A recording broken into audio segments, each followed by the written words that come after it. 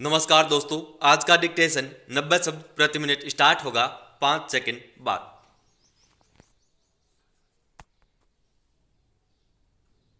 Start.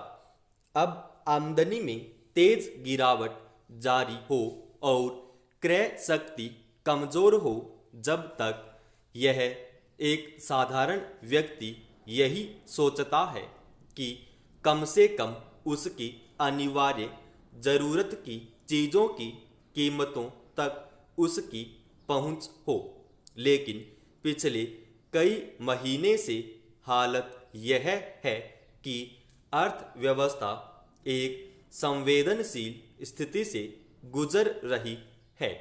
इसमें बहुत सारे लोगों के सामने रोजी रोटी का सवाल एक बड़ी चुनौती हो गया है और इसके बरकस बाजार में ज़रूरत की सभी वस्तुओं की कीमतें आसमान छू रही हैं।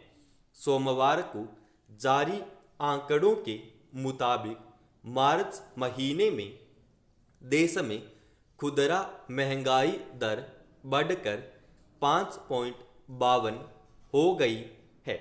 जब फरवरी में खुदरा महंगाई 5.3% की रफ्तार से बढ़ी थी, तभी लोगों के सामने अनिवार्य वस्तुओं की खरीदारी भी चिंता का मामला बन गई थी।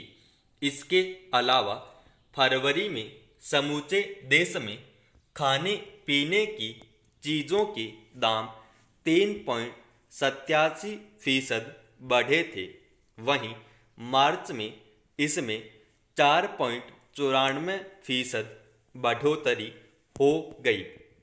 अब खुदरा महंगाई दर में करीब आधा फीसद और खाने पीने के दाम में लगभग 1% की बढ़ोतरी के आंकड़े के बीच आम लोग किन हालात का सामना कर रहे होंगे, इसका अंदाज़ा लगाया जा सकता है। गौरतलब है कि रोज़मर्रा की खाद्य सामग्रियों में दालों के दाम 13.25%, तेल की कीमत में करीब 25% और फल अंडा सहित दूसरी चीज़ों के मूल्यों में भी खासी बढ़ोतरी हुई।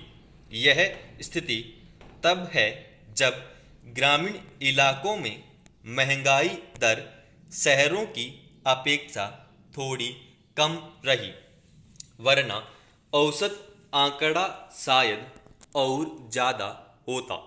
सवाल है कि जिस दौर में समूचा देश एक तरह से आर्थिक मंदी की चपेट में है, आबादी के एक छोटे हिस्से को छोड़ दें तो अमूमन अभी लोगों के सामने आमदनी और खर्च के मोर्चे पर लगातार चुनौतियां बनी हुई हैं। ऐसे में सरकार की प्राथमिकता में महंगाई को काबू में रखना क्यों नहीं है। साल भर पहले जब महामारी की रोकथाम के मकसद से पूर्णबंदी लागू की गई थी, तब बहुत कम या फिर दिहाड़ी की आय पर निर्भर लोगों के सामने जिंदा रहने तक के लिए भोजन जुटाना मुश्किल हो गया था।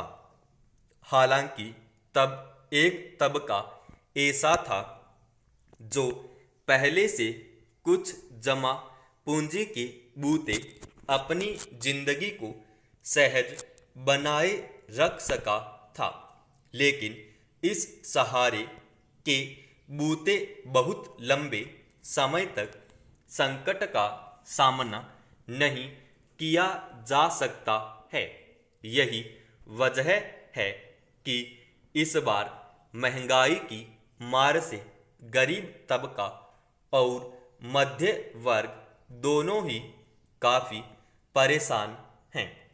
सच यह है कि मंदी के दुष्चक्र से उबरने में महंगाई एक बड़ी बाधा है। साथ ही रिजर्व बैंक ऑफ इंडिया अपनी मौद्रिक नीति तय करते समय उपभोक्ता मूल्य सूचकांक को ही ध्यान में रखता है।